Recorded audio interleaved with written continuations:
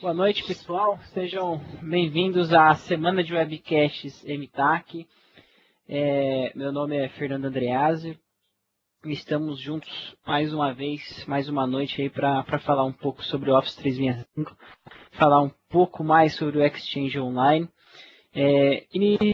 Eu queria iniciar esse webcast agradecendo ao Maurício Casemiro por toda a organização do evento, por ter nos feito o convite, né, e a honra aí de nos proporcionar apresentar esse webcast para vocês. Agradecer também o Diogo, que estará conosco neste webcast, apresentando aí boa parte dos slides e trazendo aí um pouco da sua imensa experiência com Exchange Online e Exchange On-Premises também. Espero que vocês todos gostem do evento, que perguntem bastante para que nós possamos aí cada vez tirando dúvidas mais detalhadas do Exchange Online. Ok? Bom, passo a palavra então aí para o Diogo, ok? Possa se apresentar. É contigo, meu irmão. Bom, pessoal, meu nome é Diogo, eu sou especialista em Exchange Server. Ontem eu já dei aí uma ajuda para o Casimiro no overview, na webcast de overview do Office 365. Quem estava na webcast, acredito que gostou, o pessoal fez muitas perguntas, foi legal a webcast.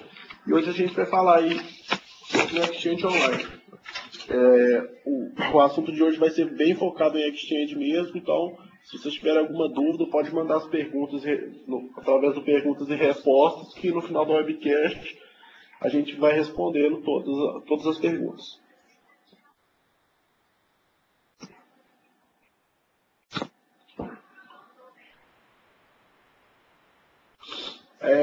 Primeiramente, gente, eu vou falar para vocês aí a questão do Exchange Online, tá?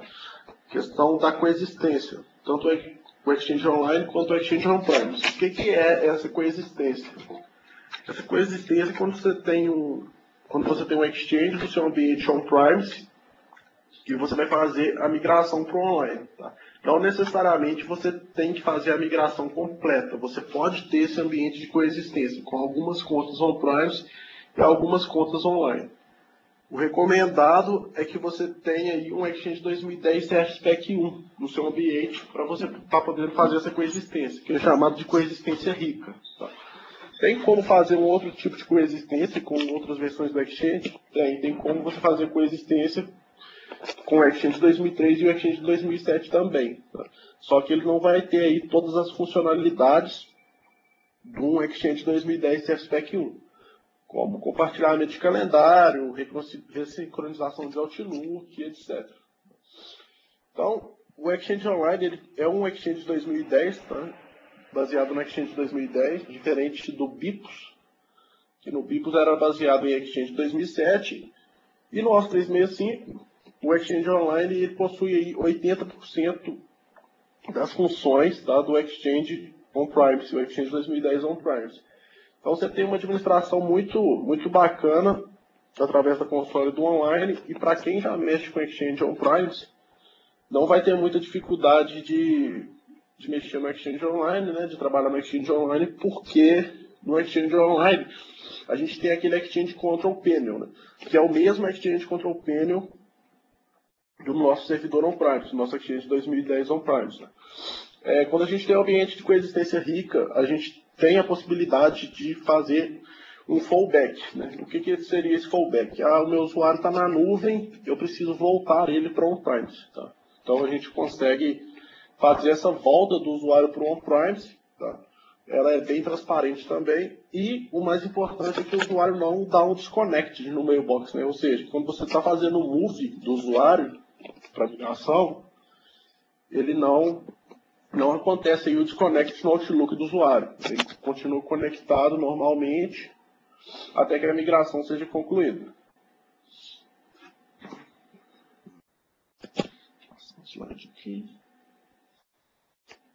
Benefícios da Exchange na nuvem. A gente vai ver aí acessibilidade, que é em questão aí dos mais focado nos dispositivos móveis, no OWA, no endereço de OWA que a gente vai ter, né, que na verdade não pode ser chamado de OWA, é o nosso portal. Tá? Questão de proteção e conformidade, a gente vai ter aí os litigation holds, que eu vou falar para vocês mais na frente. A gente vai ter aí os retention policies e os retention policies tag, tá? Que são políticas de retenção de mensagem. Eu vou explicar mais nos slides mais para frente com mais detalhes o que são esses retention policies, que são bastante utilizados. Na parte de gerenciamento e controle, a gente vai ter aí, através do message tracking, a gente consegue fazer o rastreamento de mensagens, a gente consegue também fazer relatórios, tá? Através do Exchange Online.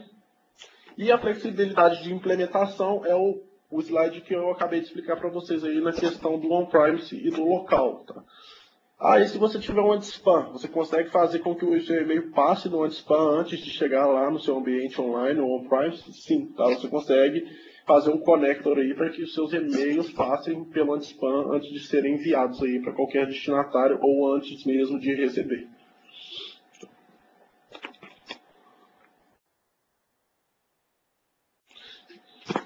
Acessibilidade, Outlook Cliente Rico, Outlook Web Access, acesso mobile via ActiveSync e mailbox com alta capacidade, 25 GB. Gente, o que é esse Outlook Cliente Rico? Tá? Esse Outlook Cliente Rico, desculpa, só fui ler uma pergunta ali. O Outlook Cliente Rico, ele é baseado no Exchange 2010. Por quê? Porque o Exchange 2010, no Outlook 2010. O Outlook 2010 ele é totalmente integrado com o Exchange 2010. Então, todas as funções de link que você tiver, que integra com o Exchange 2010, por exemplo, você vai ter a questão do litigation hold, né, que só funciona via OWA ou via Outlook 2010. Você vai ter os retention policies, que também funcionam através do Outlook 2010. Você também vai ter aí todo esse acesso, por isso que é chamado de cliente rico, porque ele suporta todas as funções do produto, né, que é o Exchange 2010, o Outlook 2010 suporta normalmente. Outlook Web Access, para quem já trabalha com Exchange, é o nosso OWA, porém ele tem aí várias funções, tá? que integram também essas funções que eu acabei de falar, de litigation hold e retention policy. Tá? E a gente também, uma coisa muito interessante, que até um cliente meu me perguntou uma vez, foi a questão de você poder encaminhar uma mensagem como anexo. Né? Então, às vezes, no versões anteriores, você tinha que salvar no formato de mensagem e anexar essa mensagem no e-mail. Agora você já tem a facilidade lá de só arrastar, você cria uma nova mensagem, só arrasta a mensagem lá para dentro do sua janela de nova mensagem e ele já faz aí esse anexo automaticamente. Tá? O acesso via ActiveSync, você vai configurar o seu celular para poder sincronizar com o Exchange Server e ele vai funcionar da mesma forma que na plataforma on-premise. Você consegue sincronizar seus contatos, você consegue sincronizar até as suas mensagens de texto com o Exchange Server 2010, que no caso o nosso Exchange Online. Então você tem todo esse sincronismo de contato, de SMS, de calendário, etc. Certo? Mailbox com alta capacidade, de 25 GB. Então, o Exchange Online fornece para a gente uma alta capacidade de armazenamento. Isso eu acho um grande diferencial de 25 GB. Por quê? Porque quando você tem um ambiente on-premise, para você manter 25 GB por usuário, é uma coisa muito complicada. Então, por exemplo, tem clientes que têm 8.000 máquinas, 10.000 máquinas. Para você ter 10, você fizer 10 mil vezes 25 GB, dá um número muito absurdo, né? Para você poder prover esse serviço para os clientes. Então, essa plataforma fornecendo 25 GB de mailbox por usuário, eu acredito que seja mais do que o suficiente, né?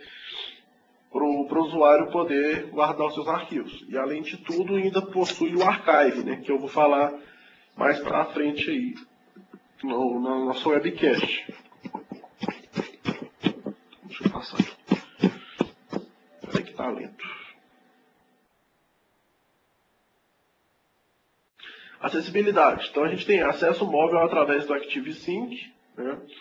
Suporte aos mais populares aparelhos celulares e maior segurança com Self-Service Remote Device Wipe.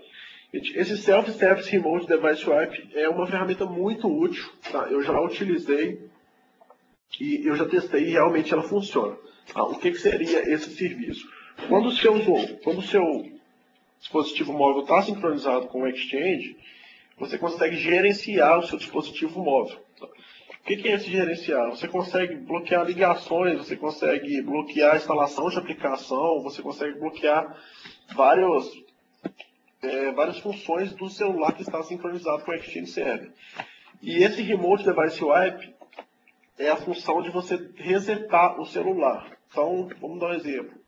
O diretor da minha empresa está sincronizado com o Exchange através do celular dele e perdeu o celular no aeroporto. Ou seja, ele perdeu o celular com informações de contato, com e-mail que está sincronizado na empresa. Então tem muita informação no dispositivo móvel do diretor da empresa, por exemplo. O que eu posso fazer? Eu posso, através do meu console do Exchange, eu consigo mandar um comando para o celular daquele. Ele vai reiniciar e vai restaurar as configurações originais. Ou seja, ele vai voltar sem nenhuma informação da sua empresa, né, que é a questão aí do DLP, do Data Loss Prevention. Isso ajuda bastante para você não perder as informações da sua empresa.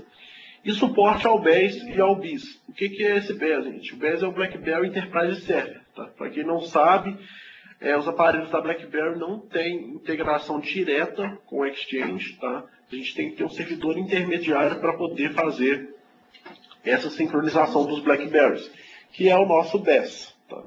Então, o BES nada mais é do que um servidor próprio da BlackBerry que vai buscar informação no nosso servidor de Exchange Server e os nossos BlackBerrys vão ficar conectados no BES e não no servidor de Exchange.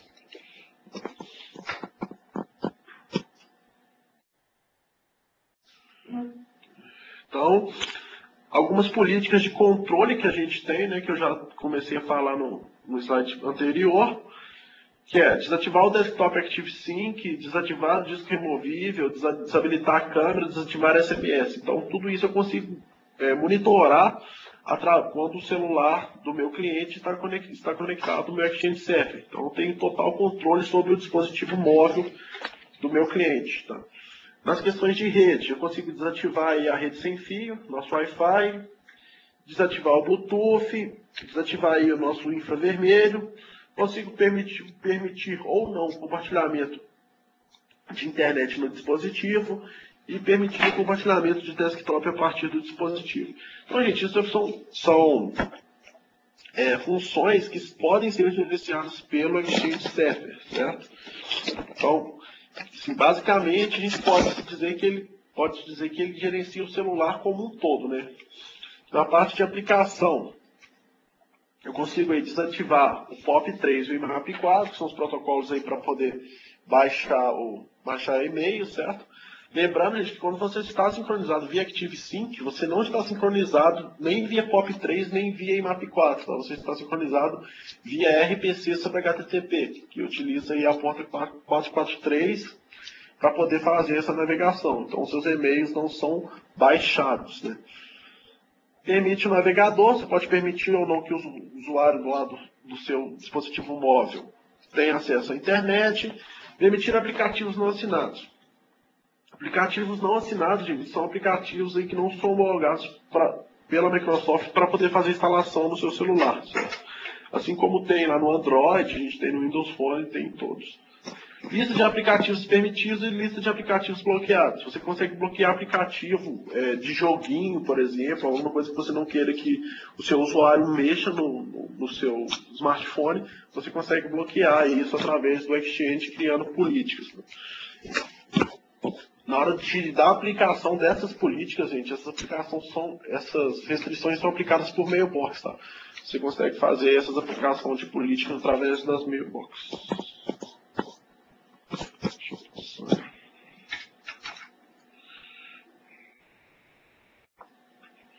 Acessibilidade, tá? Então a gente tem acesso ao diretório corporativo, listas, grupos e caixas compartilhadas, delegação, calendário e lista de grupos dinâmicos. Então vamos lá. Acesso ao diretório corporativo. O acesso ao diretório corporativo, gente, é o acesso à nossa GAL, tá? Lembrando que no ambiente híbrido a gente tem uma GAL unificada. O que é essa GAL unificada? Essa GAL unificada é composta pelos meus usuários da minha GAL on-premise com os meus usuários da minha GAL online. São duas GALs diferentes, porém o DIRSync, tá? O Direct Synchronization, ele consegue unificar essas duas GALs de tal forma que os usuários enxerguem ela como uma só. Então isso é totalmente transparente para o usuário, certo? Listas, grupos e caixas compartilhadas. A gente tem aí lista de endereços, né, que é a nossa GAL, acabei de falar. Grupos de distribuição. O que é um grupo de distribuição? Grupo de distribuição, gente, é um grupo que é criado para que quando você mandar um e-mail para esse grupo, ele seja encaminhado automaticamente para todos os usuários que são membros do grupo. Então, por exemplo, eu tenho lá na minha empresa eu tenho o grupo consultores. Então, quando eu mando um e-mail para o grupo consultores, ele vai para a minha caixa postal, ele vai para a caixa postal lá dos outros consultores que trabalham comigo. O mais legal disso é que quando você manda um e-mail com anexo, por exemplo, tá, para os consultores, no caso do exemplo que eu dei agora, para consultores@empresa.com.br, você manda um e-mail com anexo. Esse e-mail com anexo ele não é salvo, por exemplo, vamos supor que são 5 pessoas dentro do grupo. Esse e-mail ele não vai ter 5 anexos, tá? Não vai um anexo para cada um. O Exchange ele salva apenas um anexo, né? Então você vai ter, vamos, por exemplo, tem 1 mega. Você vai ter 1 mega só e não 5 megas ocupando espaço. Então, por exemplo, ele vai salvar 1 mega, vai mandar para a lista de distribuição e vai fazer apenas referência aonde esse arquivo está gravado lá na database do Exchange. Então, isso é um ponto muito importante porque dá uma economia de espaço em disco muito grande, apesar de no Exchange Online a gente ter aí uma questão de armazenamento muito tranquila, que é os 25 GB. Lembrando que esses 25 GB, gente, é a partir do plano E, tá? Que é o plano de Enterprise. O plano K e o plano P não tem esses 25 GB aí para a gente poder estar utilizando. Eles têm um tamanho limitado menor, que se eu não me engano é de 500 MB. Calendário, a gente tem aí compartilhamento de calendário, né, através do Exchange Server, do nosso Outlook. No próximo slide a gente vai ver como que é o compartilhamento de calendário, mais a fundo. Esse compartilhamento de calendário é o FreeBuzz mesmo. Você vai marcar uma reunião com algum outro usuário da sua empresa e você vai ver que se o usuário tem reunião essa hora, se ele não tem, você consegue enxergar a agenda dos seus outros usuários, assim como é no Exchange On-Premise. E no ambiente híbrido, como que isso funciona? No ambiente híbrido eu também consigo enxergar a agenda de quem está on-premise e a agenda de quem está no ambiente online. Existe esse compartilhamento de calendário, que é feito através da federação dos Exchange Servers, da federação do Exchange Server On-Premise com o Exchange Server Online. Então, quando é feita essa federação, automaticamente já é habilitado aí esse compartilhamento de calendário entre essas duas organizações. Então, quem está online consegue enxergar o calendário de quem está on-premise e quem está on-premise consegue enxergar o calendário de quem está online sem problema nenhum. Tá? A parte de delegação, eu consigo delegar alguns usuários para ter acesso à minha mailbox, tá? A poderem enviar e-mail em meu nome, ou eu consigo delegar alguém para poder aceitar a reunião no meu calendário, etc. Tá? Essa é a parte de delegação aí que o Exchange Server 2010 também permite para a gente, o nosso Exchange Online. A lista de grupo dinâmico, gente. O que é lista de grupo dinâmico? Lista de grupo dinâmico, lista de distribuição dinâmica, né? Ela é criada, baseada em um atributo, tá, do AD, normalmente. Então, o que é isso? Por exemplo, eu crio uma lista de grupos, eu crio uma lista de distribuição dinâmica para o departamento de vendas, por exemplo. Então, todo mundo que tiver lá no campo department do AD, todo mundo que tiver escrito vendas, ele automaticamente é incluso no grupo. Então, por exemplo, eu criei esse grupo lá.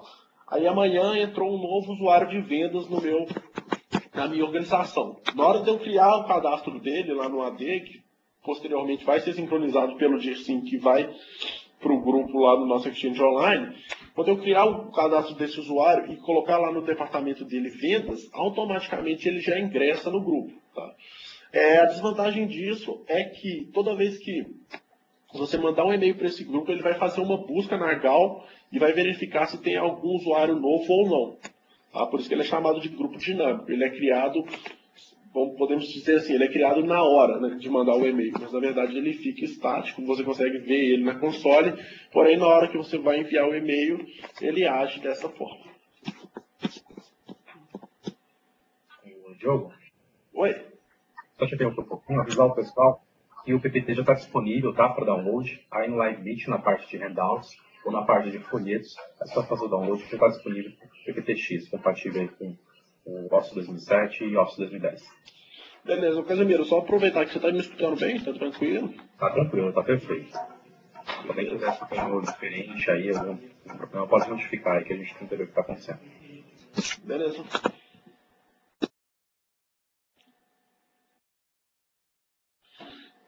Então, como eu já até adiantei anteriormente, eu acabei de falar da questão do calendário, né? Publicação e compartilhamento de calendário, permissionamento com granularidade e mailbox de recursos e out of office. Gente, publicação e compartilhamento de calendário, eu consigo ver o calendário, como eu falei anteriormente, eu consigo ver o calendário de vários integrantes da minha organização, tanto on-premise quanto online. Então, eu consigo ver se ele tem uma reunião ou não. Aí eu consigo ver tudo isso. O interessante é que ele é integrado com essas mailbox de recurso. O que é essas mailbox de recurso, gente?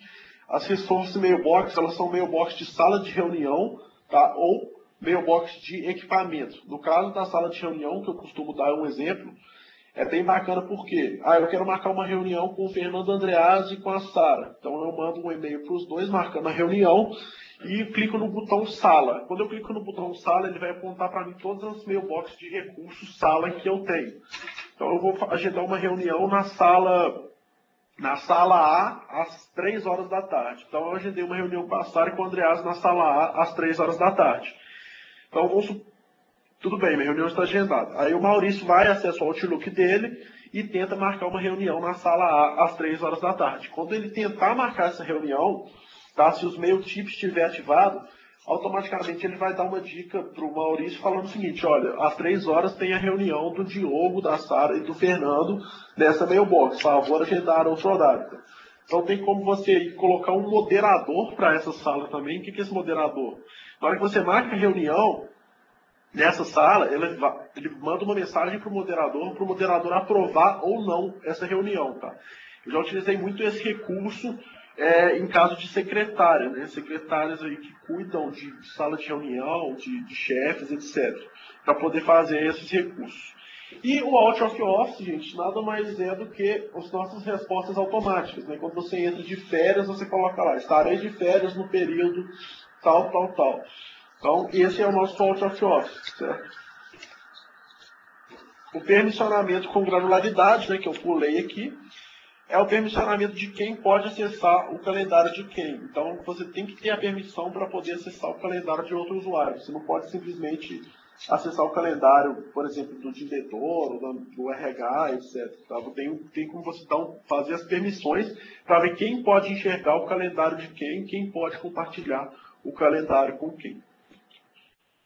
Eu vou passar agora para o Fernando, que vai falar aí um pouco também.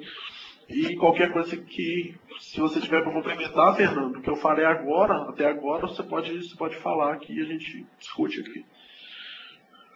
Não, Diogo, tranquilo, perfeito.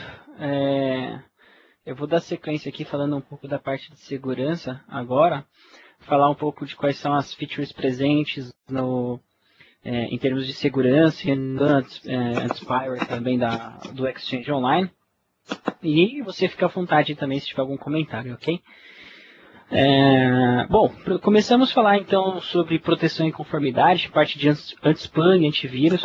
O Exchange Online ele tem toda uma engine preparada para que se previna sobre essa parte de anti-spam e anti-spyware.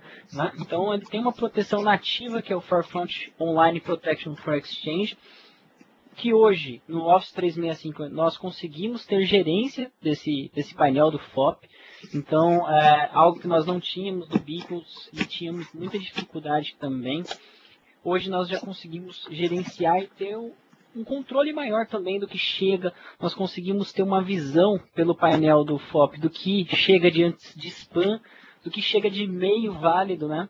Hoje mesmo, dando uma olhada no console de FOP de um cliente, a gente pôde identificar que 70% do e-mail que chegava para ele era spam, e 30% eram e-mails saudáveis, e-mails que realmente eram destinados à sua organização. Então você consegue ter uma série de opções dentro do FOP para que você visualize o que acontece, né, o fluxo de mensagem que está ocorrendo para a sua organização, entre outras opções também. Né? Lembrando que o FOP ele possui múltiplos motores, né, de vírus scanning para que ele possa fazer diversas camadas de proteção. Né? Para quem não conhece, a segurança do Exchange Online, do SharePoint, o link do Office de forma geral, ela é constituída em 9 camadas. Né? E entre essas 9 camadas, o anti-spam é somente 9 camadas. Tá? Além desse com foco, nós meio do Andreas, pois não. seu microfone está falhando um pouco. É internet, cara. Vou falar um pouco mais devagar, né? Mas manda bala lá. E nós temos o Junk Mailbox do Outlook conectado no Forefront. Sendo assim, pelo próprio lixo eletrônico, nós podemos liberar um endereço que vem, eventualmente, como um lixo eletrônico não é, né, um lixo eletrônico, entre outras opções como conectores, filtros de conteúdo, filtros através de anexos, específicas, né, frases. Então nós conseguimos ter um controle muito maior agora com o Forefront Online Protection for Exchange. Tem os filtros, só para completar, que tem os filtros através de IP e de domínio também, tá? Só para completar. E os domínios IP, bem lembrado. Bom, nós temos integração agora então com conectores, como eu disse, e esses conectores hoje, eles permitem que façamos o direcionamento de mensagens de qualquer ponto. Até a versão do Beeples e o que é, na verdade, também utilizado no mercado, o direcionamento de mensagens em um ambiente Times, né? E do meu Exchange On-Premise ele vai para o Exchange Online. Com todo foco, nós já conseguimos inverter esse roteamento de mensagem. Então, possibilidade esse roteamento. Isso sim, fazendo esse roteamento primeiro. Eu posso, na dimensão do meu Exchange Online, através dos conectores, direcionar essa mensagem para um outro sistema de e-mail.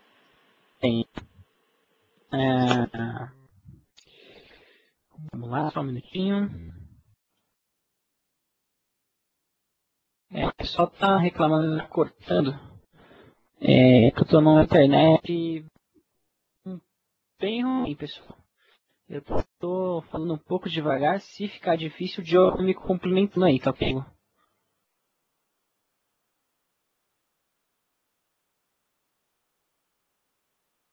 Diogo? Oi. Pode ir falando qualquer coisa, eu complemento o te ajudo.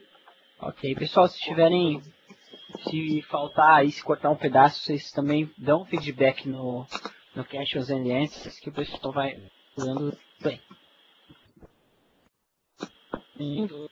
Seguimos os selecionagens. Então, para o meio que eu tenho, que pode ser o Exchange também, não? Lembra que essa comunicação que ocorre das mensagens que chegam para o meu Exchange Online para a internet, ela é criptografada. Então ela tem um TLS entre o local e a nuvem e também permite utilizar de appliances para fazer criptografia de mensagens. Né? Não só tecnologias Microsoft, como appliances de terceiro também.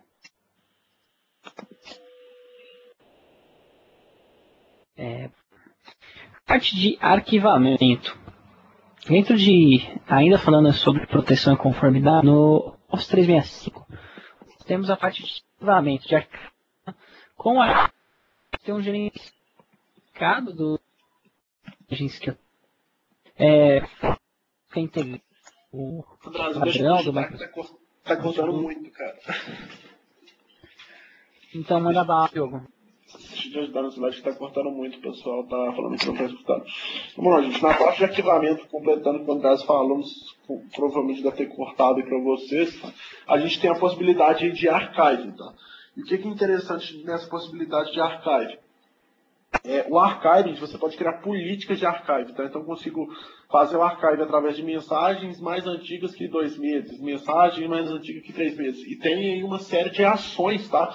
Que a gente pode tomar para isso. Mensagens mais antigas do que 2 meses eu quero deletar. Ou mensagens mais antigas que 2 meses eu quero arquivar em um PSD. Tá? Então eu consigo fazer isso. E o interessante dessas políticas de archive, que são as nossas retention policies, que eu falei anteriormente, que é onde você consegue fazer essa política para archive, tá? Para poder fazer archive de mensagem. O interessante dessa política é que ela consegue enxergar os PSTs que estão configurados na máquina do usuário. Tá? Então, eu consigo fazer archive de um PST que o usuário está utilizando no seu Outlook. Tá? E te lembrando novamente que isso é função do Outlook 2010. Tá? Se você tiver um Outlook 2007, ele não vai conseguir fazer esse archive de mensagens, certo?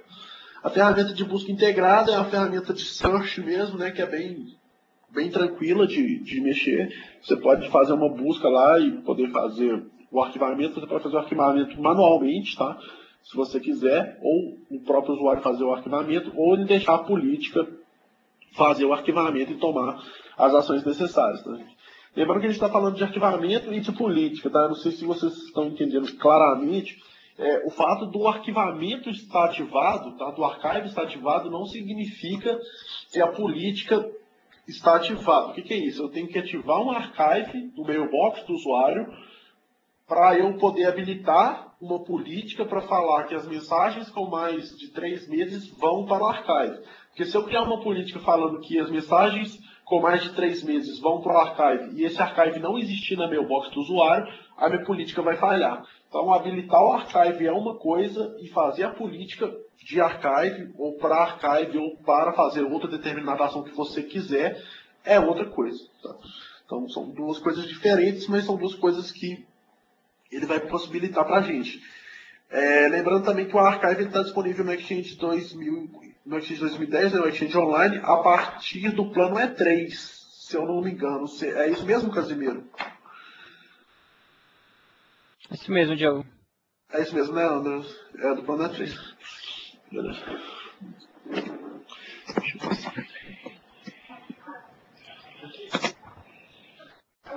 Diogo. Oi. Fazer sobre as questões de nós acompanhado, todo mundo, alguns cenários de que migrar sistema local como e STP para Exchange. E a gente, como ele tem um pó, ele tem todos os e-mails, um PST.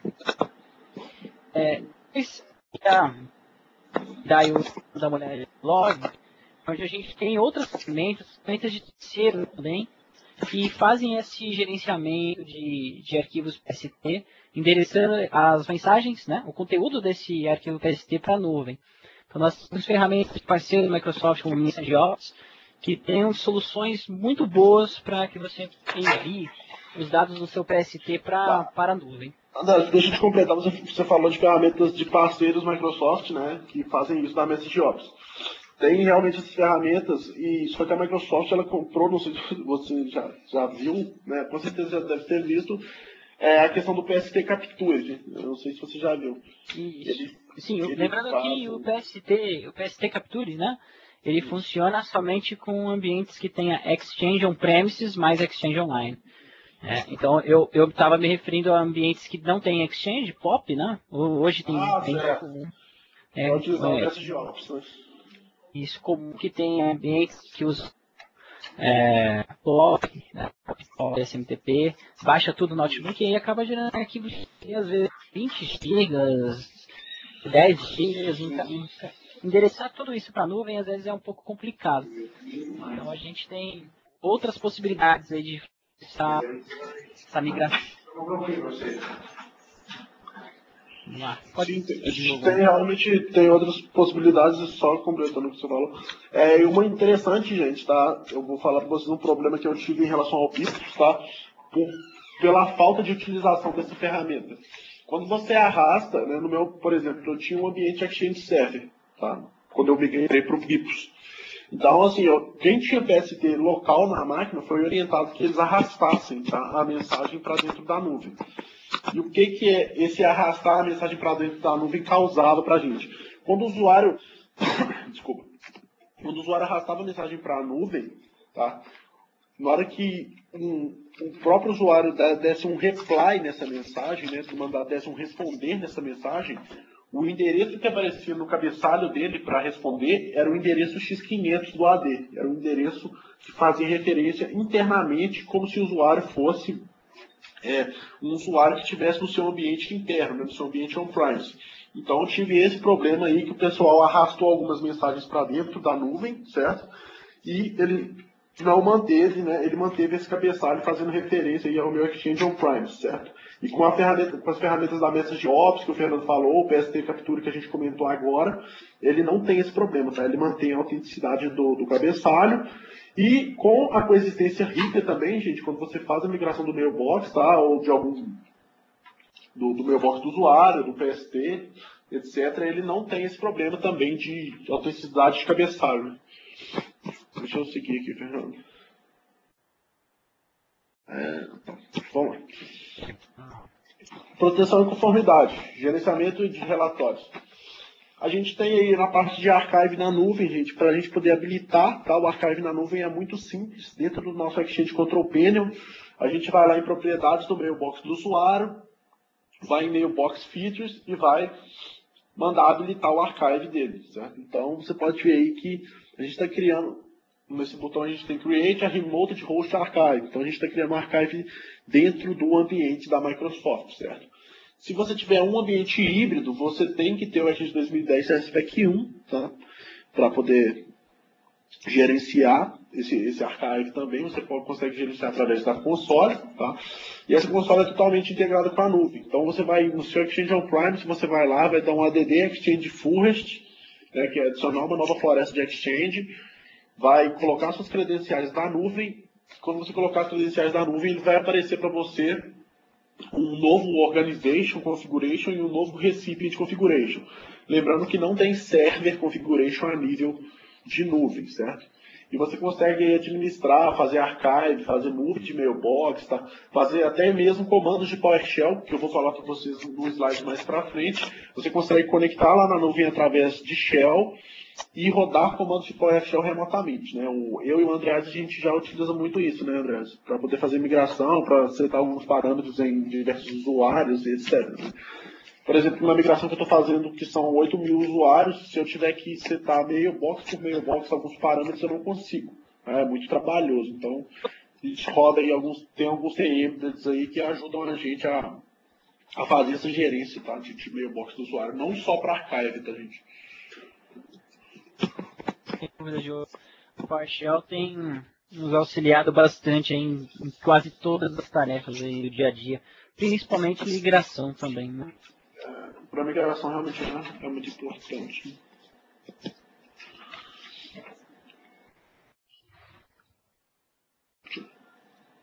Demorando um pouco para carregar, deixa eu esperar carregar no slide.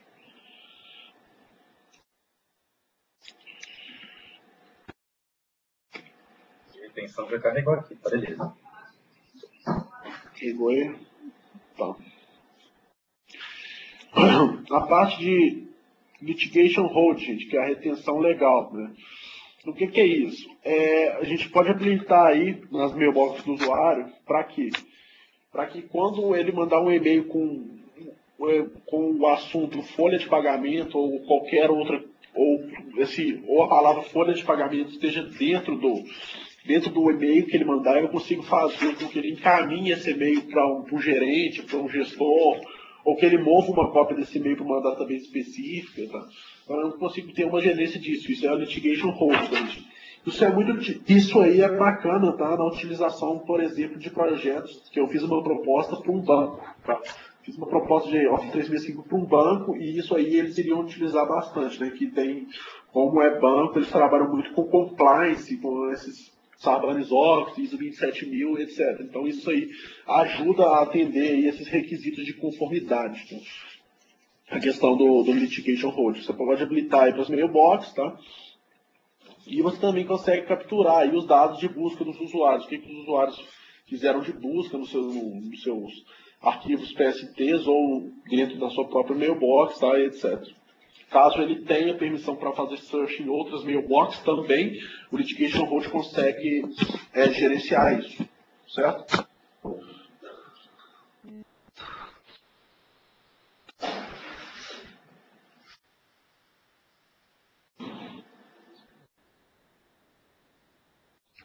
Em frente. Oi? Seguinte.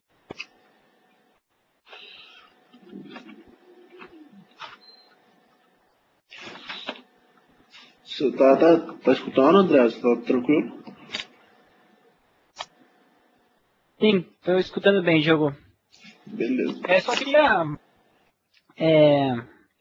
fazer um comentário do Litigation Hold, que nós temos visto na prática também, muitas empresas utilizando hoje o Litigation Hold, viu, Diogo? Principalmente, como você citou, casos de funcionários que serão ligados à empresa, eles geralmente têm o Litigation Hold já habilitado para o padrão. E empresas que hoje têm um plano E1, que não tem a Litigation Hold, algumas já estão considerando migrar ao E3 ter esse tipo de serviço, né? Ou o E3 ou depois do próprio Exchange, né? Então é um recurso bem importante mesmo. Beleza. Manda bala.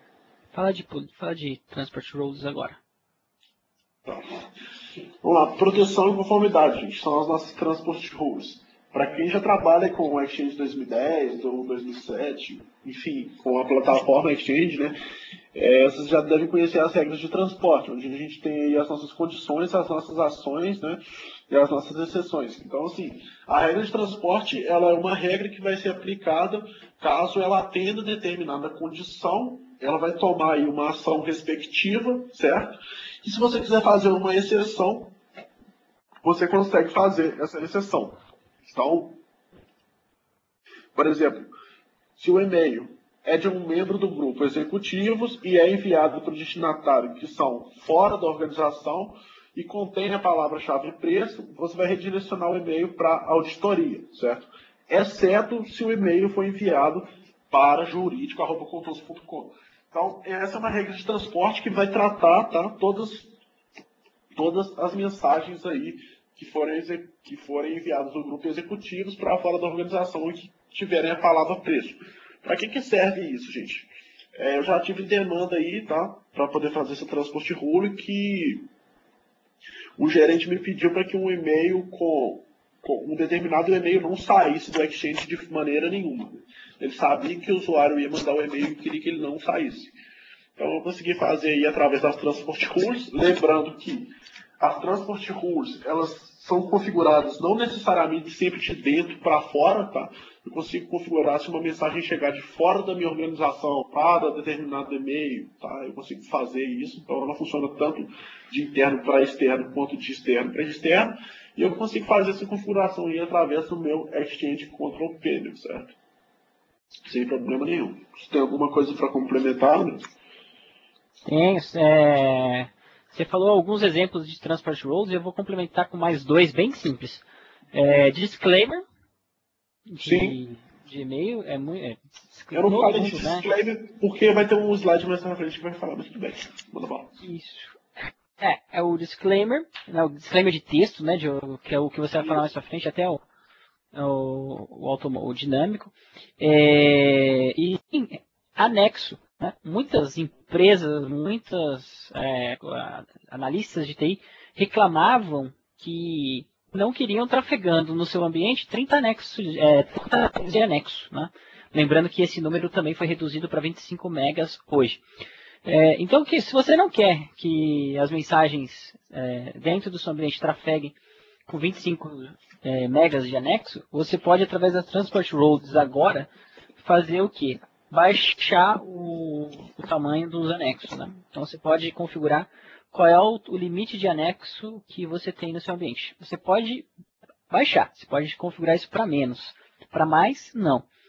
Mas era também uma solicitação muito requisitada aí do Beeples para o Exchange Online agora, do Office 365. Falei. Vamos continuar.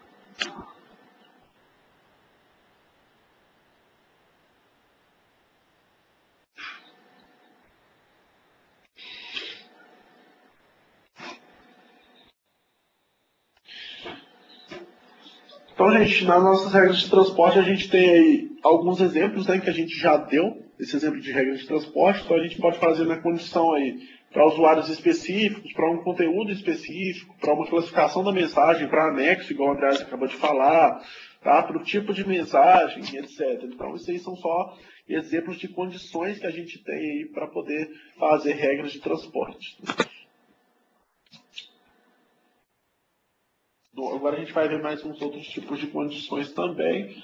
Tá? Lembrando que essas são só exemplos, tá, gente? Vocês podem adequar o ambiente de vocês, fazer a transporte ruim de acordo com o que vocês tiverem necessidade.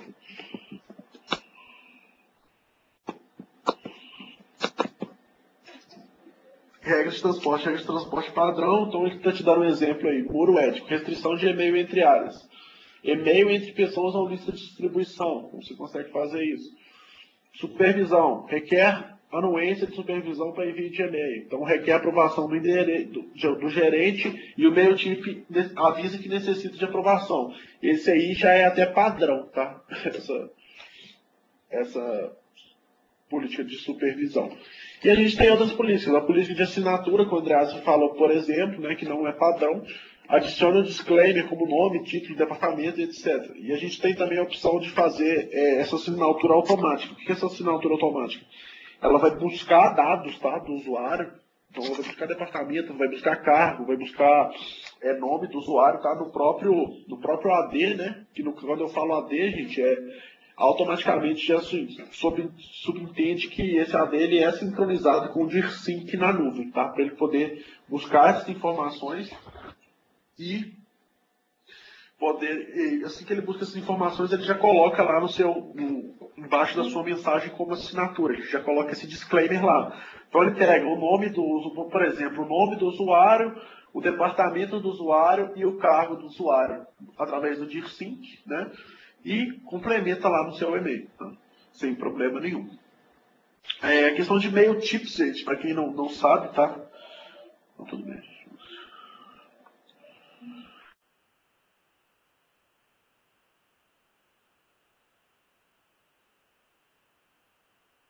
Quando carrega, eu só vou falar um pouco de e-mail tips.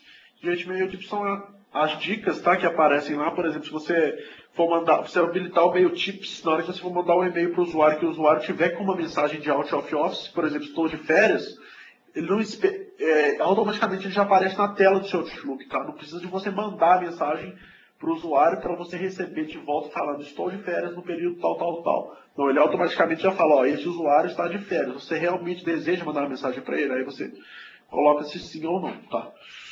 Assinatura dinâmica, tá? Que foi o que eu acabei de explicar, gente. Até dei uma adiantada nesse slide aí, que é assinatura integrada com atributos do AD, tá? Por exemplo, eu dei o exemplo do departamento, do nome do usuário, tá? Que eu acabei de explicar. Pode passar esse slide, André.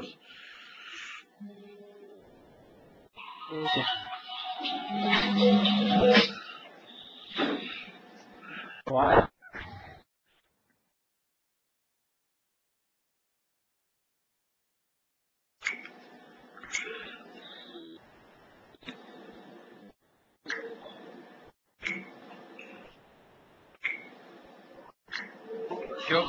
Oi? É porque eu não estou vendo. O slide não carregou para mim ainda. Pode seguir em frente, visibilidade e fala do painel de controle do Exchange, o Exchange Control Panel. Tá. O Exchange Control Panel, gente, ele já é uma ferramenta, tá? Que ela existe no Exchange On-Prime, tá? E também ela é totalmente utilizada no Exchange Online. Toda a nossa gerência do Exchange Online, ela é feita através do nosso Exchange Control Panel, tá? Então, essa aí é a nossa cara do Exchange Control Panel, e dentro desse Exchange Control Panel, a gente tem N funções, né? Que é o quê? Mailbox, grupos, contatos, também, administration roles, tudo que tem aí que vocês estão vendo nesse slide, a gente tem realmente no nosso ambiente. E tem uma aqui muito importante que é o e-mail migration, tá? Dentro desse e-mail migration aí, que a gente consegue escolher o tipo de migração que a gente vai fazer, se é de Exchange 2007, 2010, tá? A gente consegue marcar lá para pegar aí, no caso de uma coexistência que não for uma coexistência híbrida, a gente consegue marcar aí para a gente poder pegar arquivos CSVs para poder importar, tá? Isso eu e o Andreas vamos mostrar na prática na MTAC Exchange Demo Friday, certo? A gente vai mostrar para vocês como que faz essas migrações, e a gente vai ser baseado, né? Importante que vocês já saibam, vai ser baseado aí na Exchange 2010 CSPAC 2, certo, Andreas? Exato. Senão, no final a gente dá mais detalhes aí do evento. Isso. Na parte de reporting, a gente tem aí relatórios, tá? Que a gente pode gerar através do nosso Exchange Control Panel. Eu vou ver se no final eu acesso um ambiente Office 365 e vou mostrando para vocês que fica mais fácil de vocês visualizarem, vendo mesmo o ambiente, para vocês poderem entender.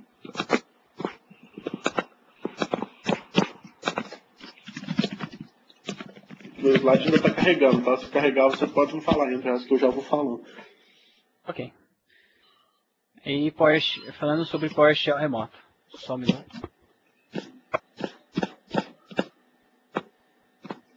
PowerShell remoto.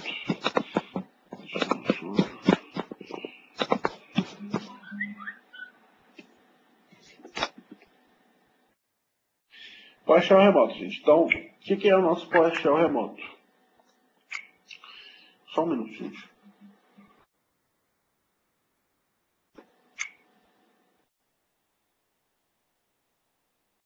O que é o nosso PowerShell remoto?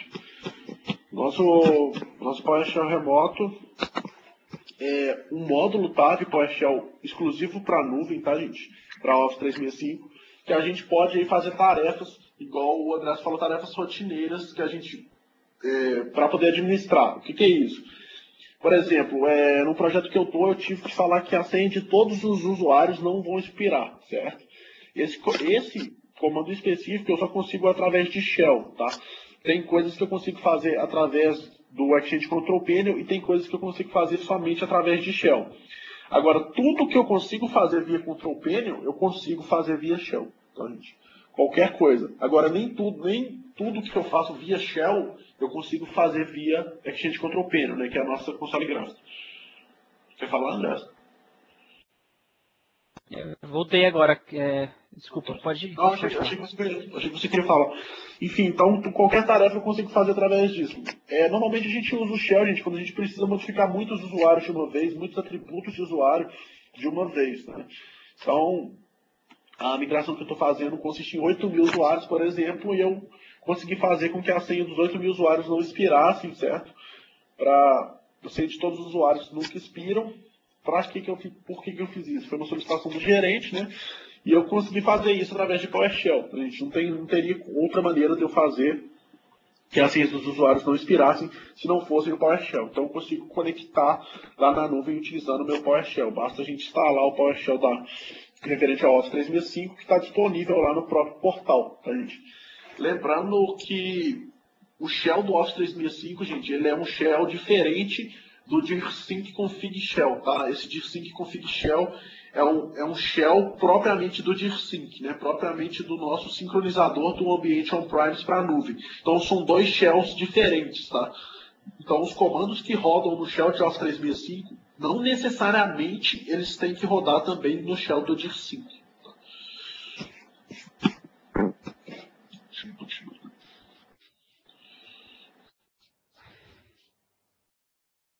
carregando a imagem aqui para mim. Tá? Eu não sei por que está muito lento isso para mim, cara.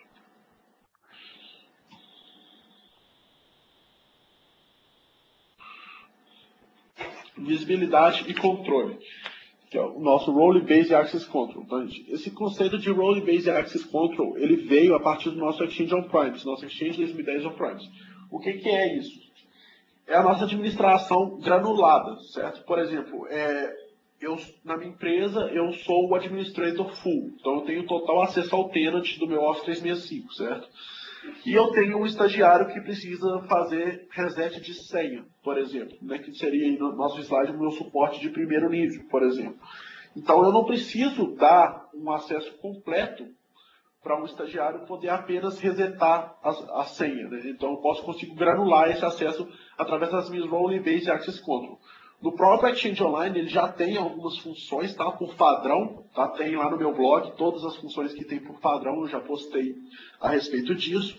E você pode também criar novas funções, tá? Se você quiser, você pode criar novas funções e delegar o que esse novo grupo vai poder fazer no seu ambiente e colocar lá seus respectivos usuários dentro dessa delegação. Uma coisa importante, gente, diferencial disso em relação ao Biplos, é que no Biplos a gente não tinha isso. Tá? O Biplos ou o usuário era administrador full ou ele não era administrador. Então a gente só tinha dois perfis. E outra coisa, mais uma curiosidade também em relação ao Biplos, é que o usuário administrador no Biplos, tá? Ele utilizava uma licença sua. Então você tinha que ter uma licença para esse usuário administrador. No Office 365 não. O usuário administrador ele não precisa ter uma licença, tá? Para poder administrar isso aí.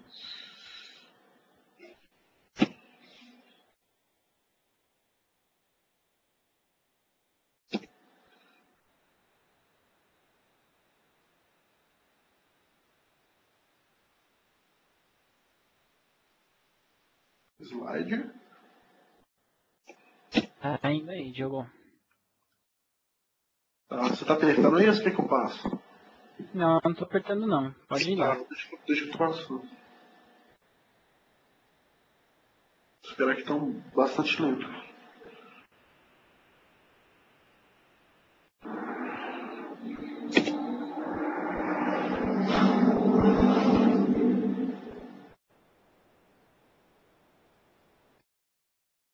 Eu apertei para passar, tô esperando. Se aparecer, vocês me falam. Tá bem lento, cara, o slide. Já apareceu aí, Casimiro? Não apareceu não. Quer que eu tente aqui? Cara, por favor. Agora foi. Beleza. Se você puder ir passando pra gente, Casimiro, porque Eu passo aqui. Tranquilo. Obrigado.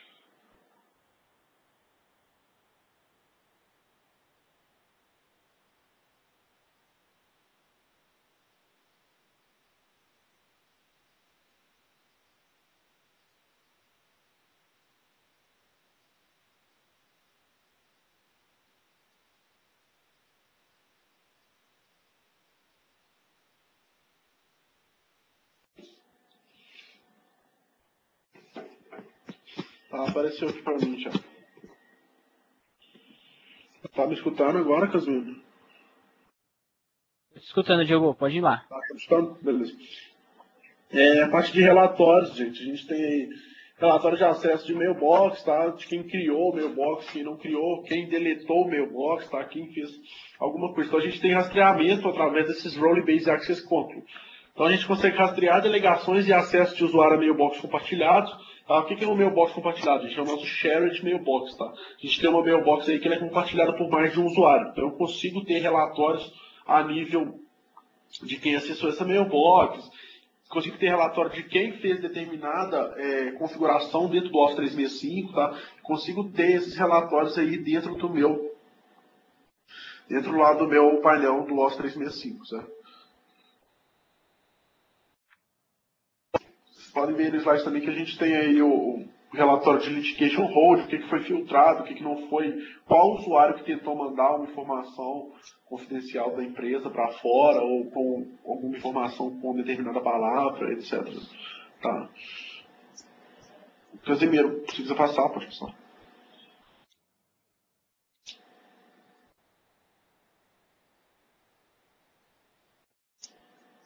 Tranquilo, já passou aqui. Flexibilidade de implantação. Tá, deixa eu ver aqui no meu. Se passou ou não passou. Qual que é a flexibilidade de implantação? Tá. Eu vou seguir aqui no meu PPT no Primes. Tem problema. Deixa eu... Tá, não sei problema. Não apareceu ainda, não agora aqui no meu. Então, flexibilidade de implantação. Web-based, Exchange e ferramentas de migração e mapping. O que é essa ferramenta de migração e mapping, gente? Essa ferramenta de migração e mapping, a migração que é feita em MAP, tá? Via MAP, é uma migração que é feita em todos os servidores que não são Exchange Server. Eu quero migrar Lotus Notes, Postfix, tá?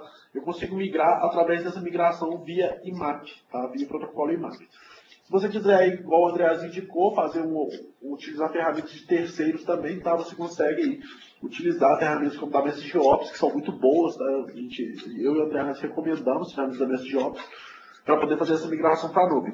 É bem tranquilo. Você não precisa instalar nenhum software, tá? Para poder fazer a migração em MAP. O que você vai ter que fazer aí é preparar um arquivo CSV, né? Eu tenho um formato de arquivo CSV para migração em MAP. E dentro do portal do Office 365, quando você habilita, né, dentro do Exchange Control Panel, quando você vai na guia de migração, ele já te fornece o formato certo do CSV que você tem que ter para poder fazer a migração em MAP, né? Que é nome, e-mail, nome do usuário e password, tá? Para poder fazer essa migração em MAP aí. Então ele migra e-mail, calendários e contatos e tarefas do Exchange 2003, 2007 e 2010, tá? Lembrando que a migração em MAP, ela não migra calendário, ela não migra tarefa, tá? Que tiver no Exchange, no Outlook do usuário, tá? Ela não tem essa integração, porque essa integração só tem através do Exchange, tá? Se você não tiver um correio no Exchange, ele não migra calendário, ele não migra tarefa, ele não faz o ressincronismo de OST, né? Até porque você não vai ter um OST, então você vai ter que ir lá e configurar o seu Outlook do seu usuário manualmente, tá? Migre e-mail em todas as plataformas que suportam o IMAP, foi o que eu falei para vocês, né? Permite o desligamento rápido e migração mais curta. O que é isso, gente? Quando a gente faz normalmente a migração IMAP, a gente coloca todos os usuários lá do ambiente de correio do cliente, a gente coloca todos os usuários dele no CSV e manda migrar tudo de uma vez, né? Então, na hora que ele faz essa migração, ele já migra todos os usuários de uma vez, a gente já vira o registro DNS ou MX para a nuvem, configura certinho e a gente já está funcional, certo? A gente não tem essa coexistência em MAP, não, tá? A coexistência sempre é feita com o Exchange, que é homologado, tá, gente? As coexistências com o Exchange. Eu e o Andreas, a gente discutimos aí uma forma de que a gente conseguiu fazer uma coexistência com Postfix, tá? Mas isso aí aí já é fora do escopo do Microsoft, tá? Isso aí foi uma solução que eu e ele discutimos juntos aí, e com mais pessoas também, a gente conseguiu fazer esse tipo de implementação. Pode passar.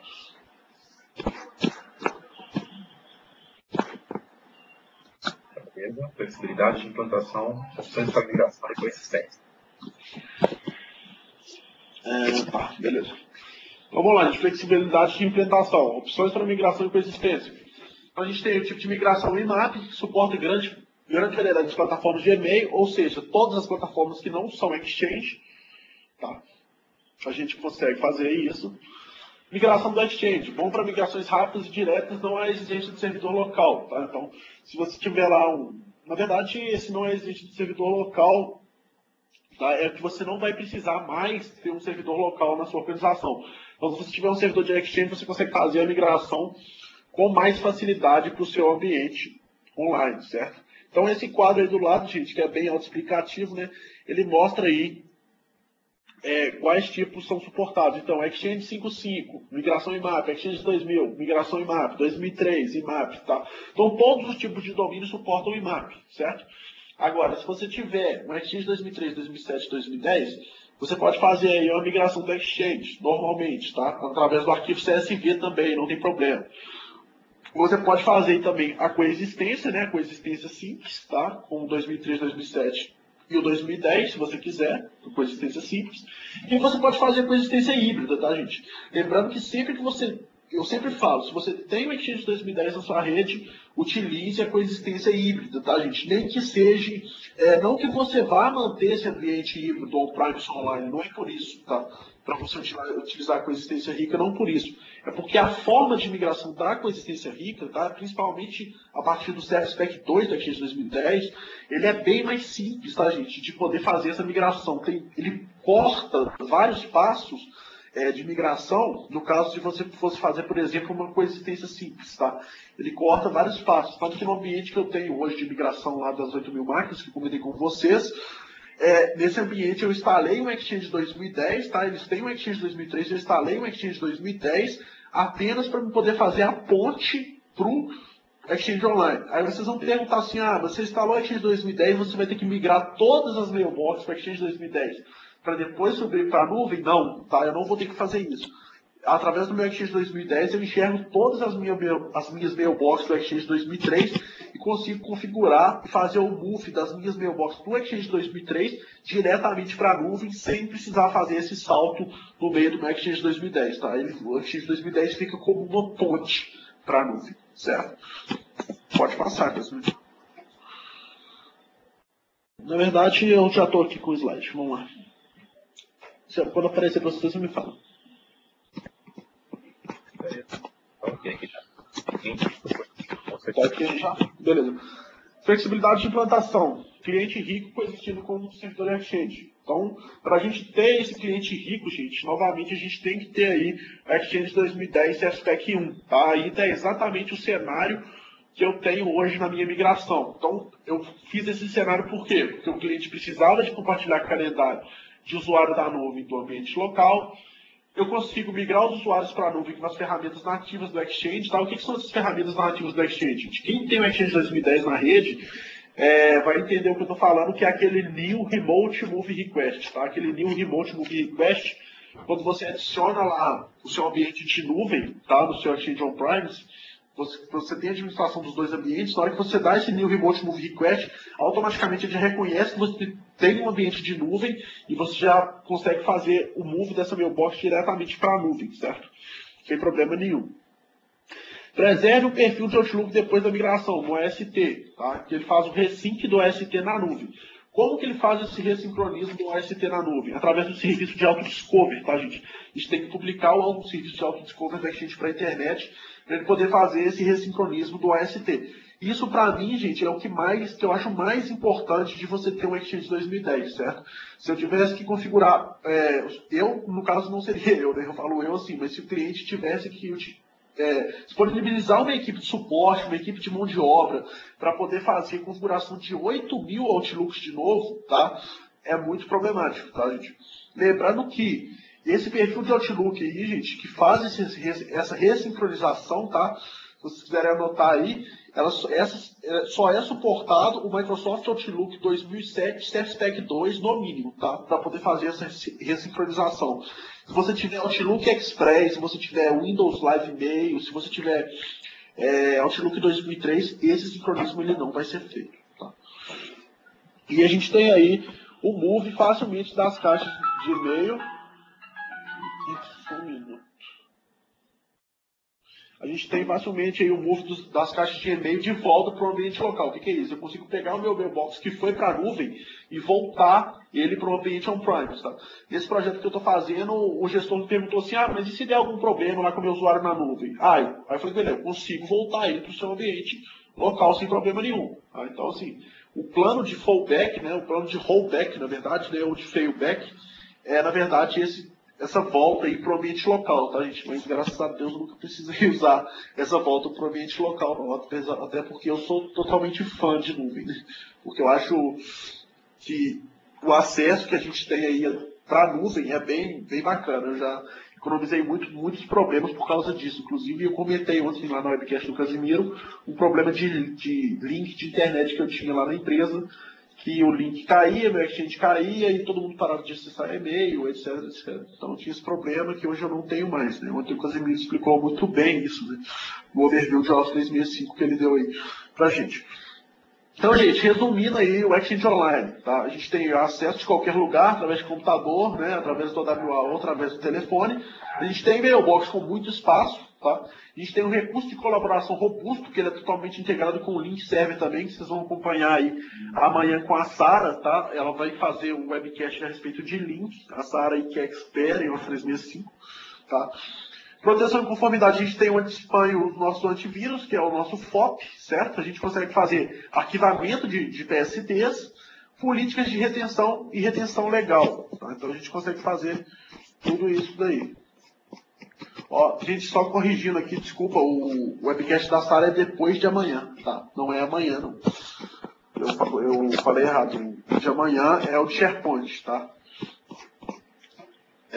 Visibilidade e controle. Então a gente tem gestão baseada na web, a gente tem o PowerShell remoto, que eu falei com vocês, e tem as Role-Based Access Control, tá? Essa gestão web-based aí, gente, é aqueles message tracks que eu falei com vocês, de sabe, fazer um rastreamento de mensagem. Além do rastreamento de mensagem, a gente tem os reports, né, a parte de auditoria, etc. Tá? E a flexibilidade de implantação, a gente tem poderosos serviços aí de web app, então a gente tem todos os serviços, todas as aplicações do Office 365, a gente consegue acessar via browser, tá? Inclusive o link online, o SharePoint online, tá? Não só o Exchange online. A gente tem ferramentas de migração que a própria Microsoft fornece para a gente, tá? Que é através de IMAP ou através da migração do próprio Exchange mesmo, tá? O tipo de migração Exchange. E a gente tem coexistência com servidores locais, né? Que eu já falei para vocês, eu não sei se não ficou bem claro para vocês a questão de coexistência, vocês podem aí estar me perguntando através aí do perguntas e respostas que eu ajudo aí vocês nessa questão do ambiente. A gente só fazer um parênteses aqui que está fora do slide também. Se vocês quiserem aí fazer uma implementação de Office 365, tá? Mais tranquilamente, mais seguro, lá no meu blog tem, na parte de links úteis, tem o Exchange Deployment Assistant, tá? Esse Exchange Deployment Assistant ele vai te fazer umas 5 perguntas, tá? Vai te perguntar o seguinte: qual o correio que você tem atual? Você coloca Exchange 2007. Para qual correio? Você quer migrar para onde? Quero migrar para a nuvem, tá? Beleza. Aí ele vai te falar, ele vai te fazer algumas perguntas. Você quer que tenha roteamento entre a nuvem e seu ambiente on-premise? Seu ambiente vai ficar todo na nuvem? Então você responde algumas perguntas e vai dando um next lá. Ele vai finalizar com um relatório para você, falando exatamente o passo a passo que você tem que fazer para poder fazer esse tipo de migração que você solicitou lá. É o Exchange Deployment Assistant, tá? Eu já vou responder a pergunta do David, que ele já perguntou aqui. Vou realizar uma migração de Exchange 2010 on-premise para Office 365. Porém, não tenho certificado público. Posso fazer com existência rica? Não. Tá, gente? Muito bem lembrada a pergunta do David, tá? A pergunta dele é muito válida. Para a gente poder fazer a migração para o Office 365, a gente precisa de um certificado público, tá? Não tem outra alternativa. Por quê? Porque esse certificado público ele vai ser utilizado tanto para o Outlook Anywhere, tá? Como para a federação do Exchange Server 2010 com o meu ambiente Exchange Online. Tá? Então, o meu Exchange On-Premise com o Exchange Online ele vai ser federado através desse certificado digital. A gente lembrando que eu não falei também de Single Sign-On, tá? Eu vou dar uma estendida um pouquinho no webcast aqui para poder falar de Single Sign-On, que é o nosso ADFS, que também utiliza o certificado digital, certo? Tá, vamos lá. Alessandro perguntou: meu certificado pode ter apenas um nome? Não, tá? Seu certificado não pode ter apenas um nome. Por quê? Porque quando você faz a federação, você tem que adicionar um subdomínio, tá? Do seu certificado. Então você vai ter que ter pelo menos o domínio que você vai utilizar no Outlook Anywhere, que você vai configurar no Outlook Anywhere, um domínio, um certificado para esse subdomínio, tá? Que vai ser utilizado para a federação. Se você for utilizar Single Sign-On, a DFS, você vai ter que ter outra URL, tá? Certificado para outra URL, para você poder fazer essa migração, essa coexistência rica, tá? Integrado aí com o Single Sign-On do ADFS, que também utiliza certificado válido, gente. Tá? Por que a Microsoft exige certificado válido, tá? Só um minuto. Tá. Ele exige o certificado válido, por quê? Porque a Microsoft simplesmente não pode importar o certificado emitido pelo seu ambiente on-premise em todos os servidores dela, já que ela tem data center redundante e ela tem muitos clientes. Imagina se a Microsoft fosse importar o certificado da CA de todos os clientes dela dentro dos seus servidores, né? É inviável, então por isso que ele utiliza aí um público. O que eu recomendo é um certificado Coringa. Tá? Wagner, você pode explicar melhor o Litigation Hold? Sim, tá? Eu posso explicar aí a questão do Litigation Hold. Gente, é uma política que você vai criar, tá? Não é uma regra de transporte, vocês não confundam, tá? Que se eu consigo habilitar esse litigation hold para o usuário, eu vou tomar uma determinada atitude, tá, em cima desse usuário, alguma determinada ação, conforme o que ele for escrever. Por exemplo, se ele escrever igual o André deu um exemplo de conformidade, por exemplo, deixa eu ver. Se o assunto for pagamento, por exemplo, tá, o usuário mandar um e-mail com pagamento através do litigation hold, eu consigo tratar essa mensagem, tá? Eu consigo armazenar ela no banco de dados, eu consigo encaminhar ela para um gerente, eu consigo fazer isso tudo, tá? Esse é o litigation hold. Eu consigo guardar essa mensagem também, tá, em uma mailbox específica. Consigo tratar de determinadas formas o litigation hold, tá? Pro Wagner, se você tiver mais alguma dúvida no litigation hold, eu faço um artigo, até hoje mesmo, faço um artigo, posto no blog, você dá uma olhada lá. Que aí eu te explico, você vai entender melhor o litigation hold. É questão de política, de compliance, tá? Você poder fazer esse armazenamento de mensagens, certo? Tem alguma solução de contorno, pois não compensa comprar um certificado somente para realizar a migração. Gente, o David perguntou isso. Infelizmente, a gente não tem uma solução de contorno, tá? Para poder fazer isso. Você realmente tem que comprar o certificado, tá? Mas lembrando que quando você compra o certificado, no caso, se ele for o wildcard, gente, você pode usar para qualquer coisa, tá? Não precisa ser só para migração. Então, você pode utilizar ele para você ter um site SSL ou qualquer outra coisa que você queira publicar com SSL que você possa utilizar esse certificado, certo? Pode mandar mais perguntas.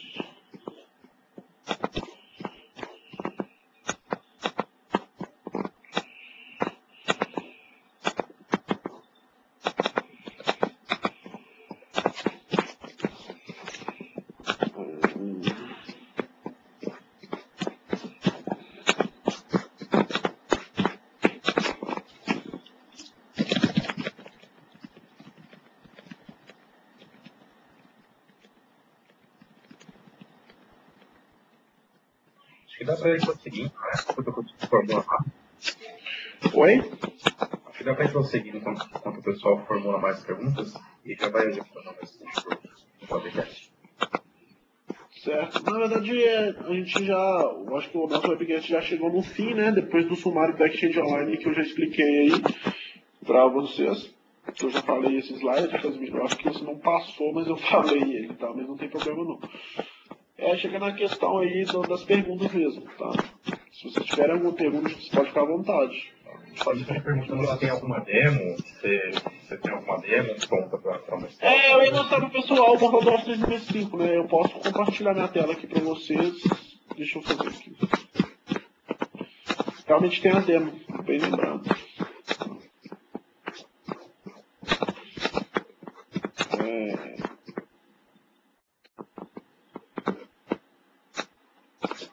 Deixa eu compartilhar minha tela só um minuto. Vou compartilhar meu browser aqui.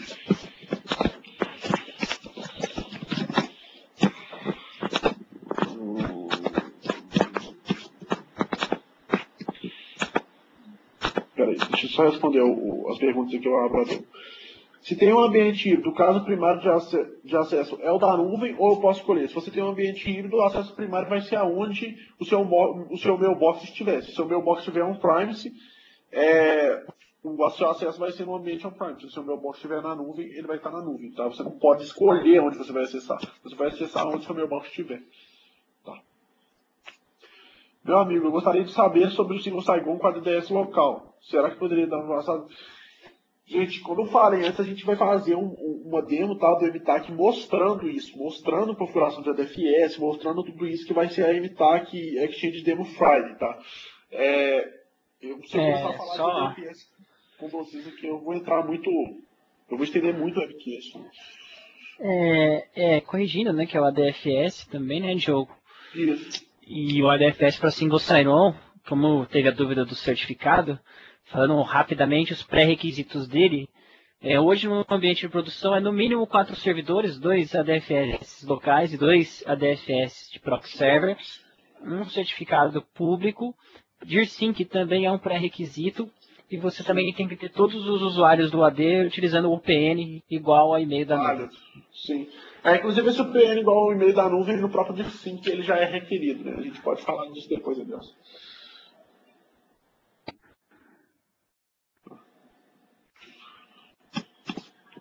Alguma pergunta, gente? Mais alguma pergunta? Eu posso fazer a demo.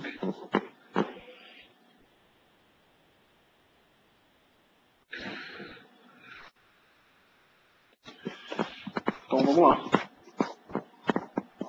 Vou compartilhar minha tela com vocês.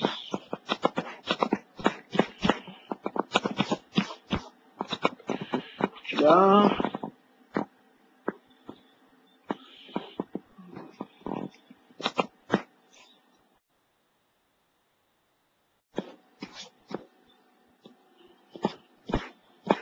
Tá todo mundo vendo aí? Tá compartilhado minha tela, beleza? Sim, compartilhado.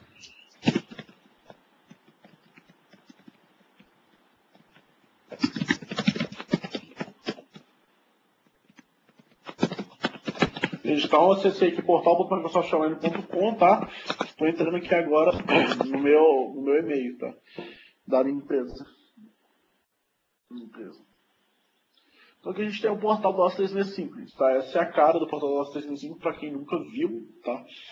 Então a gente tem aqui alguns atalhos do administrador, né? Redefinir licença de usuários, adicionar novos usuários, atribuir licenças de usuário, tá? Eu não falei muito de DIRSync, tá, gente? Mas quando os usuários são sincronizados do on-premise para a nuvem, por padrão eles são sincronizados sem licença, tá? A gente tem que atribuir uma licença para esses usuários que são sincronizados aí no nosso ambiente online, tá? Vou mostrar para vocês aqui também, tá? Só por alto, como que eu sei se o meu usuário, se ele está na nuvem ou se ele veio sincronizado, tá, gente? Então vocês podem ver aí que eu tenho meu ambiente aqui, tá? E como que eu vou saber se o usuário foi sincronizado pelo DIFSync ou não, tá? O meu usuário que tem essas duas setinhas aqui, ó, se você parar o mouse em cima dela, ele fala sincronizado com AD, tá? E esse outro usuário aqui é um usuário comum da nuvem, tá? Então eu vou pegar o meu usuário aqui, ó, vou utilizar a ferramenta de busca, tá? Para poder achar o meu usuário dentro do Office 365. Então achei aqui, ó, Diogo Diezerini. Vou marcar ele aqui e vou dar um editar nele para mostrar para vocês as opções que eu tenho, tá? Então aqui eu tenho as opções de atribuir licença, tá? Para ele, no meu caso, aí a gente tem o plano E1 lá na empresa, então a gente tem o link online, a fonte online já está habilitado para mim, tá? A questão de configuração, atribuir função, definir estados de entrada, tem algumas coisas que eu não posso alterar, tá, gente?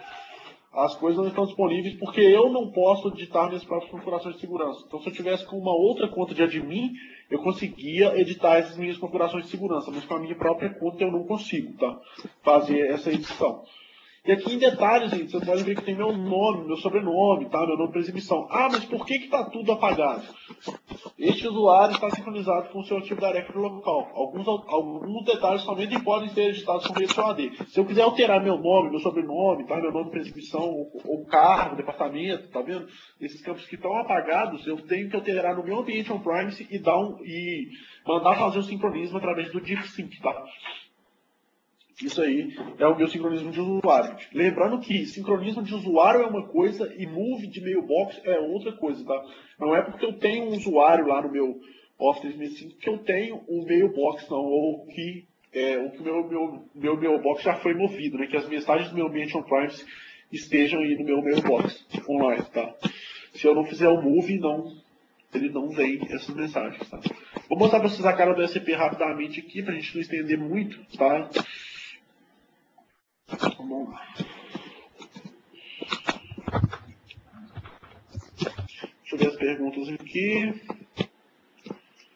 Consigo ter um nome personalizado no meu WA, como correio.es? Sim, você consegue ter esse nome personalizado através de um alias que você cria no DNS, tá?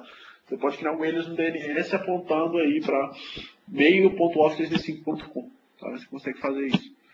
Então, gente, para me gerenciar o Exchange, eu clico aqui em gerenciar, tá?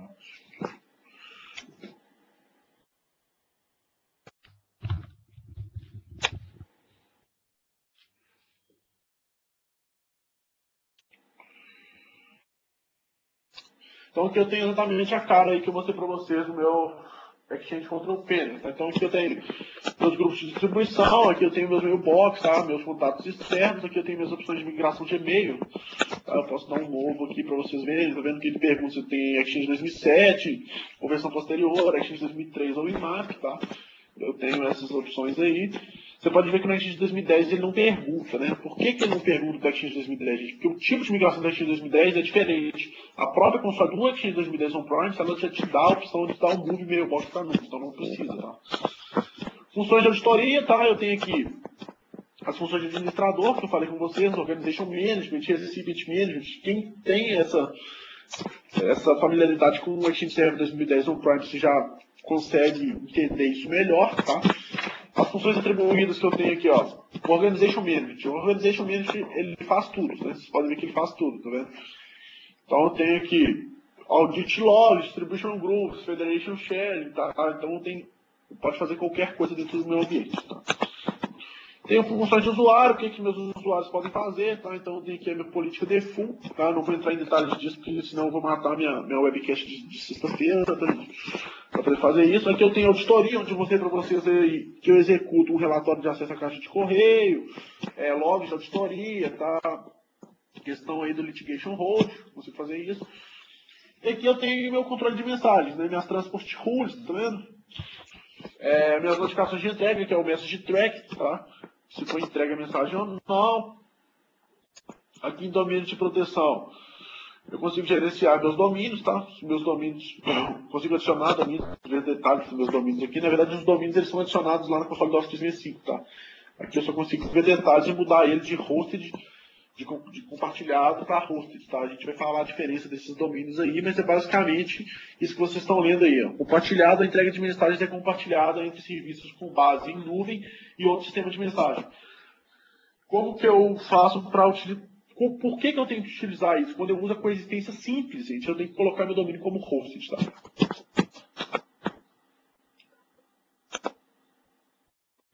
Notificação de entrega. Aqui, gente, eu tenho o FOP, tá vendo? Aqui, ó, quando eu clicar aqui, consigo ter o meu acesso ao FOP, tá? Se eu clicar aqui, eu vou pro FOP. Ele vai abrir outra janela para mim. Tá. Vou deixar abrir aqui por enquanto, já vou mostrando isso para vocês aqui. E a parte de telefone e voz, que eu não vou entrar aí também em detalhes, tá? Só na parte do ActiveSync, para mostrar para vocês. Sincronismo, política, tá? Regra de acesso ao dispositivo, que eu falei que vocês têm como bloquear Bluetooth, bloquear infravermelho, etc, tá? Quem pode acessar, tem as diretivas também do ActiveSync, tá? E a parte de gateways IP do Unified Mesh, de planos de descarte do Unified Mesh, eu vou deixar para a Sara explicar para vocês isso melhor, tá? Então não vai para o FOP. Então aqui, gente, eu tenho só a cara do FOP, tá? Administração, domínio, usuário, políticas que eu posso fazer, tá? Aqui os relatórios que eu posso tirar, tá vendo? Ninguém fez nenhum relatório até hoje, né? Aqui no caso do meu ambiente. Então tem conectores de entrada, conectores de saída, tá? Endereço IP do servidor de e-mail de saída, que no caso aqui é o endereço IP do servidor da Microsoft, tá? Então eu tenho várias coisas aí. Consigo fazer filtragem de domínio por IP, igual o André falou, tá? Eu não vou demonstrar aqui para vocês, ó, é na parte de filtros, tá, gente? Não vou mostrar para vocês porque senão não vai dar tempo, nossa webcast vai ficar muito grande. Então a cara do FOP é basicamente essa, tá? E a cara do meu Exchange Online é basicamente essa. Qualquer dúvida, a gente pode mandar no perguntas e respostas aí que eu respondo agora, ou vocês podem me mandar um e-mail aí que vocês têm o meu contato, tá? Se não conseguirem falar comigo, manda pro Casimiro, manda pro Andreazzi, que eu tenho muito contato com eles direto aí, e a gente pode resolver isso aí tranquilamente. Beleza?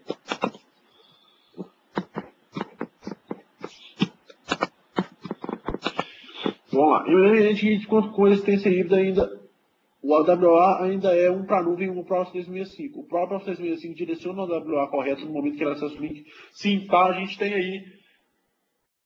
tem aí uma URL única de AWA, tá, ô Felipe? A gente consegue ter uma URL única de AWA, no qual você vai acessar essa URL e o próprio Exchange ele vai identificar se sua mailbox ela está localizada no seu ambiente on-premise ou no seu ambiente online e já vai te redirecionar, você vai fazer esse acesso. Tá? Você consegue ter uma URL única de AWA sim, tá?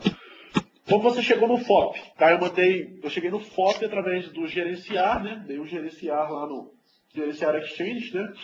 Dentro da minha console e dentro da parte de segurança, se não me engano, eu não lembro o nome certo que estava escrito lá, eu tenho acesso ao FOP, tá? Sem problema nenhum. Deixa eu só confirmar aqui o caminho certo para você.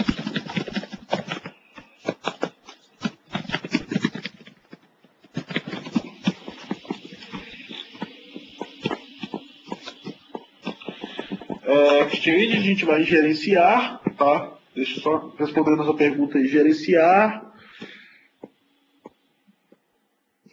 Aí eu vou em controle de mensagens, tá? Quando eu clico em controle de mensagens, tem lá, Forefront Online Protect. Tá? Dentro da console do SCP, a gente vai em controle de mensagens e tem aí o IP Safe List. Deixa eu ver, de novo.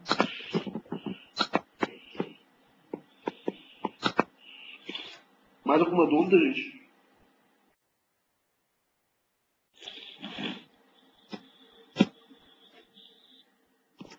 Não, tranquilo, Rafael. Se precisar, pode perguntar.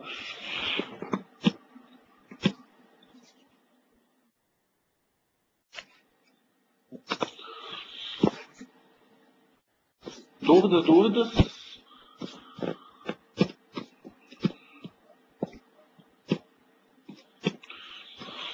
Então, gente, acabou as dúvidas, tá? A gente vou finalizando o nosso webcast aí, tá? A respeito do Exchange Online. Eu devo participar, tá? Devo participar aí do fechamento das webcasts com o Casimiro, tá? Podendo fazer esse fechamento do webcast. Lembrando que na sexta-feira aí tem a minha primeira webcast junto com o Fernando Andreazzi, tá? Na verdade não vai ser uma webcast nesse modelo, tá? Que eu tô fazendo aí junto com o Casimiro, vai ser mais uma demo mesmo, tá? Uma mais técnica. Vai ser assim, eu instalando o Exchange 2010, instalando o ESP2, configurando ele para poder fazer migração, eu e o Andreazzi configurando o ADFS, DIRSync, tá? Vai ser demonstração mesmo, tá? Passo a passo, como que vai ser feito. Então, eu acho interessante aí, quem quiser fazer essa migração, a gente vai poder assistir, tá? Essa migração. Alessandro, sobre o RLWA, o IP configurado do DNS externo é o da nuvem, tá? Não, o DNS configurado, você vai ter 3 registros de DNS, tá, Alessandro? Diferentes para poder fazer isso. Um é um subdomínio que você vai configurar, o outro é o seu registro normal, tá? De DNS, apontando para o seu ambiente on-premise, e ainda tem mais um registro aí que vai fazer a conexão. Eu posso mostrar isso para você, Alessandro? A gente vai mostrar isso na webcast de configuração, tá? Do Exchange 2010 SP2. Mas se você olhar no Xdeploy, tá? Se você dar uma olhada no Xdeploy lá, ele tem exatamente os registros DNS que você vai ter que criar para poder fazer isso, certo?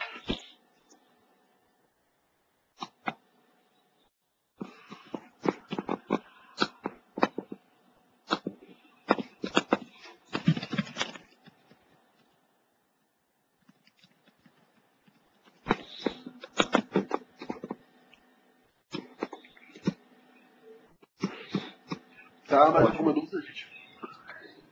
Enquanto o pessoal faz as últimas dúvidas aí, faz as últimas perguntas aí, só lembrar que amanhã nós temos mais um webcast de Office 365 com o André Guedes, MVP em SharePoint. Vai estar introduzindo aí para nós a plataforma de colaboração com a Microsoft, com o SharePoint Online, tá? Que pertence ao Office 365.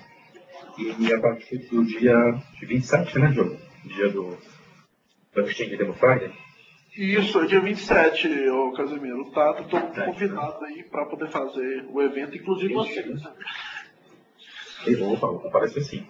Meio-dia, todos convidados aí, que vocês pegaram hoje na prática, o que vocês estão conhecendo hoje na prática, os caras vão fazer na parte teórica, os caras vão fazer na prática mesmo, tá? Mexendo com o produto, instalando o produto, fazendo a coisa funcionar, acontecer no Exchange Demo Friday do Unitar.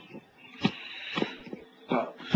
Finalizando aí, eu agradecer aí, Casimiro, pela oportunidade, tá? De ter, que você, como o André tinha falado, que você proporcionou aí pra gente, de estar palestrando aí na sua semana do Office 365, tá?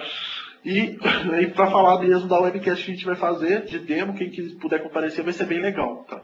Para a gente poder passar esse conteúdo para vocês aí, quem for fazer a migração vai ser bem bacana e bem produtivo, tá? E se você precisar aí, diga mais alguma coisa, Casimiro, na semana de webcast, você pode contar comigo aí, com certeza com o Fernando também, tá? Maravilha, assim, agradecer o pessoal que seguiu por mais no webcast. Semana de Unitac, né? Para quem não conhece, o Unitac, a gente fala bastante de Unitac. Microsoft Technical Audience Contributor. Está tendo várias semanas aí de várias tecnologias. Temos uma semana de Windows Azure também. E desse o JOS 365. Estou preparando isso com bastante carinho para vocês, para a comunidade técnica, para quem ainda não conhecia a ferramenta. Tá?